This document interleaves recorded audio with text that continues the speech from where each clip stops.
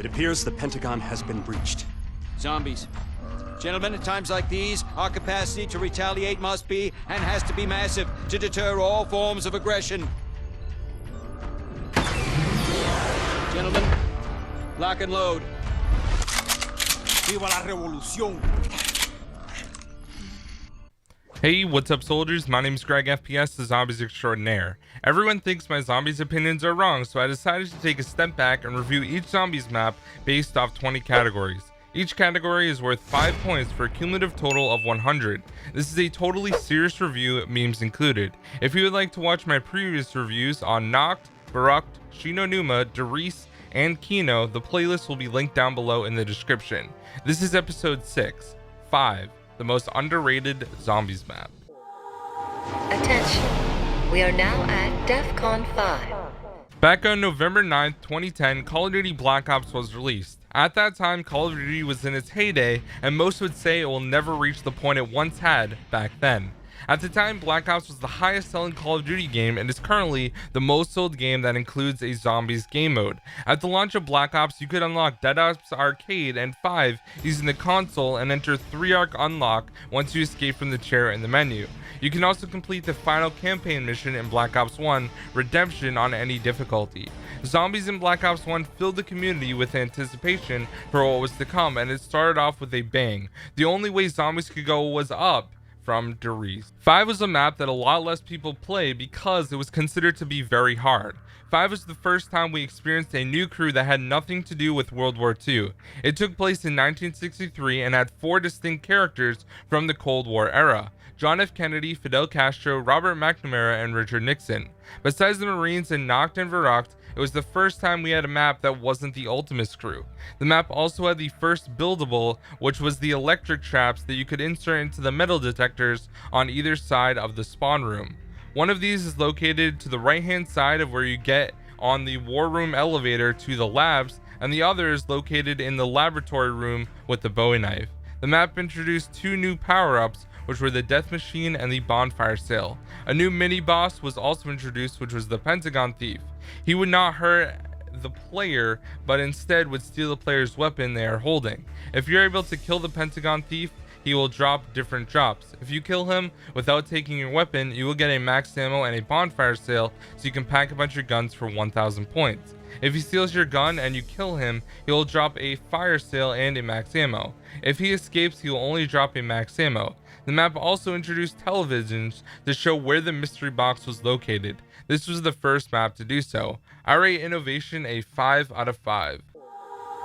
Attention, we are now at DEFCON 5. 5 has such a unique atmosphere for the map. The fact that the map is inside the Pentagon, which is the United States military defense building, adds a different feeling to the map that we have never really seen since. The zombies breaking the glass is definitely a lot more scary than the breaking down of wooden barriers. With so little space on the map, you feel claustrophobic and stuck. The tight hallways, filled up rooms, there really isn't any open areas to train, and if there is one zombie can get stuck in front of you and block you, and you will easily down. With Nova crawlers climbing around in the laboratories, it can make it very annoying when it is hard to tell where you're gonna go from each of the teleporters. The laboratories are dark and foggy, making it a lot more difficult to find your way around. If you don't know the layout of the laboratories, you are most likely going to get trapped. The zombies swarm in from the small doorways and can block the doors, and then you get hit from behind. With the Pentagon Thief rounds, you have the possibility of losing your best weapon, and since he runs so fast, you really don't have a chance of escaping. The dark areas, blood on the wall and ceiling, pigs squealing, dead pigs in the cages, a dead human opened up, Group 935 technology taken by the Americans at Darice. The map definitely has a scary vibe that doesn't feel like Baruch, but it is still really eerie. I give the atmosphere a 5 out of 5 for 5. Attention, we are now at DEFCON 5. Instead of basing it off of my personal opinion, I did a poll on Twitter, and out of these 700 votes in a day, the community decided that 3 out of 5 was a proper grade for the nostalgia of 5, which I expected if I'm honest. For some reason, even though Kino released at the exact same time, it got a 5 out of 5. People just don't connect 5 to nostalgia for some reason as much, even though it came out at the exact same time as Kino. Attention. We are now at DEFCON 5. 5 is such a basic zombies map. No Easter eggs, the normal perks, Jug, Quick Revive, Speed Cola, and Double Tap, and then Mule Kick got added in when Moon was released as part of the Resurrection map pack. Although it is a basic map, that does not mean it is easy. 5 is one of the most difficult maps in all of zombies history. Like already stated in the atmosphere, the dark map and close quarters areas filled with Nova crawlers, stunning players, as well as a bunch of zombies cause chaos once you get to the higher rounds. With the very limited training spots, it is simply not a viable option once you get to the higher rounds. The camping spots on this map are not the best either. You have 3 spots in both of the elevators and also in the presidential pack-a-punch room. The Pentagon Thief stealing weapons can also add a new layer of difficulty of the map as well. I give the difficulty of 5 a 4 out of 5. Attention. We are now at DEFCON 5. The wonder weapon on 5 is the Winter's Howl, and when pack-a-punched, it is the Winter's Fury. The Winter's Howl fires a blizzard of ice at zombies and freezes them. Not only does the Winter's Howl trap the zombies in ice, but you can also shatter the ice, which is a cool feature. Once you get to the mid-20s, it takes multiple shots to kill zombies, and it isn't that great when you take into account of how little ammo it has. Starting it off, it only has 30 shots as opposed to Classified, which starts off with 54 shots. The ray gun and monkeys also made a return to on 5, which were fun to use and changed up the game. Since the Winter's Howl is considered a low tier wonder weapon, I give the wonder weapons a 3.5 out of 5. Attention. We are now at DEFCON 5. Sadly, there was no main Easter egg on this map, so I am going to exclude it from the rating completely. Attention. We are now at DEFCON 5. There are no side Easter eggs on the original 5, and in case you're wondering, Classified is going to be considered a different map, but I'll talk about it a little bit in the remakes portion of the video coming up. Attention. We are now at DEFCON 5. The music Easter egg on 5 is the only rap song that we have ever had in a zombies map, which automatically bumps up the grade. Instead of a conventional Easter egg song, we had Won't Back Down, which was an Eminem song that featured Pink. The way to activate this song is by interacting with the red telephones. One is to the left of Quick Revive, one is to the right of the power switch, and the last one is in the pack-a-punch room after switching to DEFCON 5. This song being the only rap song and the fact that it is Eminem, I give it a 5 out of 5. Attention. We are now at DEFCON 5. The storyline for 5 is pretty interesting. You have the awesome characters having a meeting after the Cuban Missile Crisis and the Pentagon, which had never actually happened, so that was a little far-fetched, but the main purpose of the map is to show that the Americans were able to use the Group 935 intel to make similar things. They made prototype teleporters, they were able to make the perks, and also were able to do some tests on Element 115. If you look outside of the window, you can see the bottom half of a teleporter from Doris as well. The map takes place at the same time as Ascension. The Pentagon Thief is Yuri, who is part of the Ascension group, which we'll talk about more in depth about him next week when we jump into Ascension. As far as the timeline goes, this is what it says in reference to 5. November 5th, 1963. Obeying Samantha's wishes, Yuri tricks Gersh into activating the Gersh device. The rift created absorbs him and allows Samantha to travel through. Yuri is also absorbed and transports to the Pentagon. November 6, 1963. In the Pentagon, John F. Kennedy, Richard Nixon, and Robert McNamara meet Fidel Castro in the aftermath of the Cuban Missile Crisis. Due to the events of the Cosmodrome, a zombie breakout occurs. Samantha sends Yuri to the Pentagon to thwart their survival. After Gersh is freed and Ultimus departs from the Cosmodrome, the outbreak ends at the Pentagon, and all 4 survive. November 19, 1963. In an effort to avoid another undead outbreak, the US government creates the Broken Arrow program, established several facilities across the country. The Groom Lake program is folded into Broken Arrow. All the storyline stuff from 5 is actually super interesting, and it's much more interesting storyline wise than even Kino der Toten. We'll talk more about some of the similar things when I talk about Ascension next week, but for the storyline of 5, I give it a 4 out of 5. Attention. We are now at DEFCON 5. 5 is a very different map when it comes to replayability. In one aspect, it is extremely replayable because it really tests your skill. You need to be very skilled and know what you're doing when it comes to the map. Strategies can be made to make your life a lot easier. For example, every time I play 5, I pack a bunch of the 1911 because I know that the Mustang and Salas can kill the Pentagon Thief quickly, so that I can get a bonfire sale and pack a bunch my other guns for 1,000 points as opposed to 5,000. Since it was a free base map on the launch of Black Ops 1, it still has a ton of people playing it, which always allows fun. Most of the time, the co-op players online are pretty bad, but 5 is a great map to get better. Once people can get the basics down from Kino, they could go on 5 and figure out a completely different playstyle and strategy to fit the map better. For replayability, I give it a 5 out of 5 just because even this past week, I could get in a 4-player game in 30 seconds on Xbox 360. Attention. We are now at DEFCON 5. The 3 levels of the Pentagon that we play on are a very small area combined. You have the upper area, which is just the main office area, and 2 hallways which are blocked off. There's no access to the back office rooms like on Classified. Then you have the war room, which is basically just a bunch of windows and some computer terminals. Then you have the labs level, which seems to be the largest area of the map overall. The map is pretty small compared to a map like Doris. It is still a little bit smaller than that. For that, I give the map size a 2.5 out of 5. Attention. We are now at DEFCON 5. 5 is really underrated when it comes to the map flow and gameplay. For gameplay, like already mentioned, you have the death machine drops and also the bonfire sale, which are great.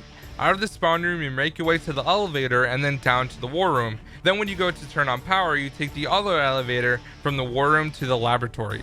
The Winter's Howl is a great gun to use and have fun with freezing zombies, and also the Pentagon Thief can be really fun to deal with as well. The Nova Crawlers make the map a little bit more difficult because of the lack of space. The elevators make the map flow very well, and even the teleporters allow you to go to any part of the map, which is great. The main issue people have with 5 though is that they don't know where the teleporter is going to bring you, which is the major downside to the map. With so many teleporters in the lab, usually you'll just end up back in the labs ready to get trapped again. It is really simple to pack punch. All you need to do is flip all 4 of the DEFCON switches, then you can teleport to the presidential room and pack a punch will turn and face inside the room so that you can pack. Once you get fully set up, you can camp or train at any of the spots I will mention coming up in the video. I rate the map flow and gameplay a 4 out of 5. Attention. We are now at DEFCON 5.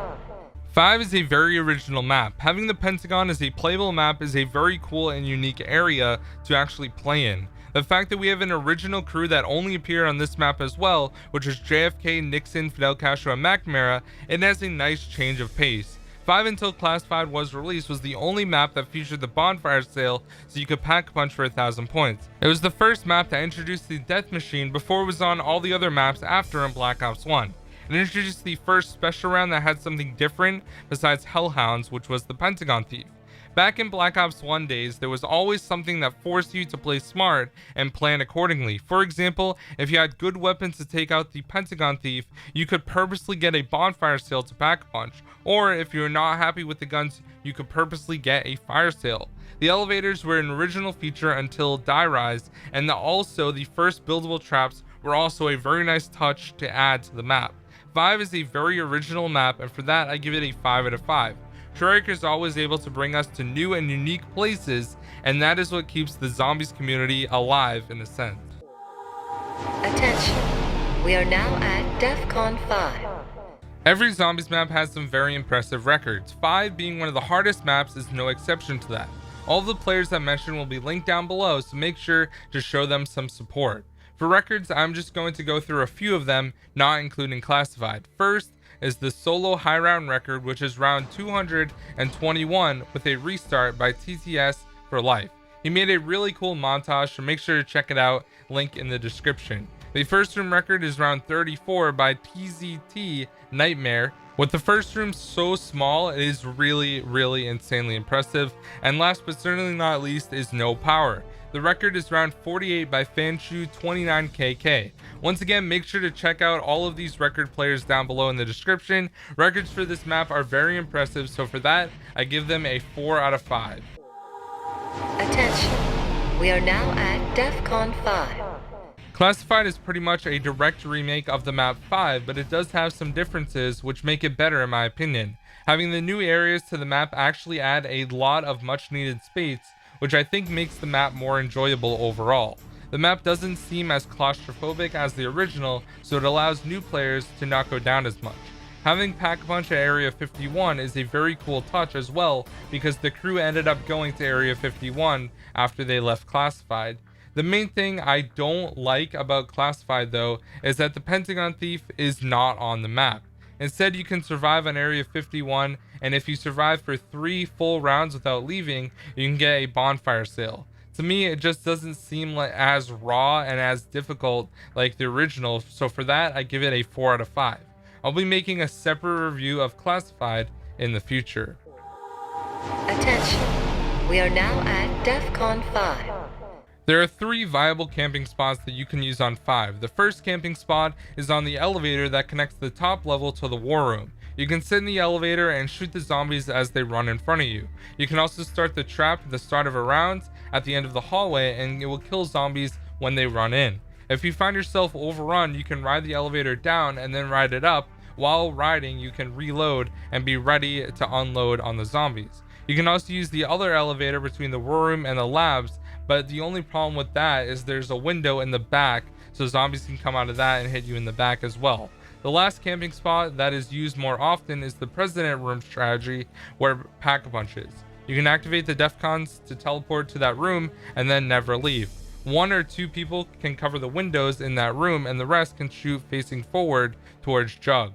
The camping spots are pretty popular and easy to follow, so for that I give them a 4 out of 5. Attention. We are now at DEFCON 5. On 5, there really isn't too much room to train, and you can end up getting trapped very easily like I already mentioned. The main spot that casual players train is all around the war room. You can open up the 2 different barriers under the stairs and across the room on the other side and just make a large circle around. This spot works pretty well, but all the zombies spawning from different areas can sometimes mess it up, and they will block you at an entrance, so you gotta cut back. You can also train on one side of the war room to the left or to the right of the stairs, but this is a lot more difficult depending on the number of zombies. Some people also like to train in the porcelain research room where the pig is, but it is really hard because you get a lot of Nova crawlers in the labs. I give training on this map a 3 out of 5. Attention. We are now at DEFCON 5. Exclusivity is for things that are only available on those maps. Since 5 has the Pentagon Thief and also the bonfire sale, it has things exclusive to the map which make it great. Both aspects of this map make it awesome, so for that I give the exclusivity of 5 a 4 out of 5. Attention. We are now at DEFCON 5. Co-op uses the same camping methods that was already mentioned to get higher rounds in the casual public match gameplay. Public matches are really fun on 5 because of how difficult the map is. There are always so many people playing in public matches to this day, so no matter if you hop on PS3 or 360, you can always get a game, which is a great thing. No matter if you think 5 is a great map or a bad map, the community of Black Ops 1 players still enjoys it enough to continue playing it 9 years later. For co-op, I give it a 4.5 out of 5. Attention. We are now at DEFCON 5. Solo can be fun depending on the playstyle you are using. For training and using other techniques, it can be really fun solo, but you can sometimes take unnecessary downs, which is a huge annoyance in solo games. At least you have quick revive, but if you go down in the middle of a round, going back up to the top is going to be really tough. Overall for solos, I would give it a 2.5 out of 5. It gets really boring fast once you get to about round 20 and the rounds start taking a lot longer. Attention. We are now at DEFCON 5. Let's tally up the totals and see where 5 ends up. It is one of the most underrated zombies maps, so out of the possible 90 points, because we excluded 2 sections, which were main Easter eggs and side Easter eggs, 5 got a total of 72 points. 72 divided by 90 equals 0.8, which is exactly 80%. I think that this is a perfect grade for 5. Although most people don't enjoy the map as much, it still has a hardcore fan base. In this series, it is still behind Derice and Kino, which I agree with, but still ahead of the other World at War maps. Thanks for watching my review of 5, the most underrated zombies map. Tune in next week where I will be reviewing Ascension. Finally, I can review Easter eggs. Peace out, guys.